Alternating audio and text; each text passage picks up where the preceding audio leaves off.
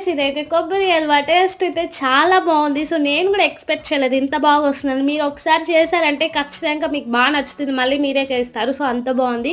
So, festival టైమ్‌లో మనకి కొబ్బరి అనేది మిగిలిపోతుంది గదా! సో, అలా వేస్ట్ కాకుండా ఇలా ట్రై చేసి చూడండి. మీ ఇంట్లో ఎప్పుడు మిగిలినా మళ్ళీ మిమ్మల్నే అడుగుతారు అలా చేయమని.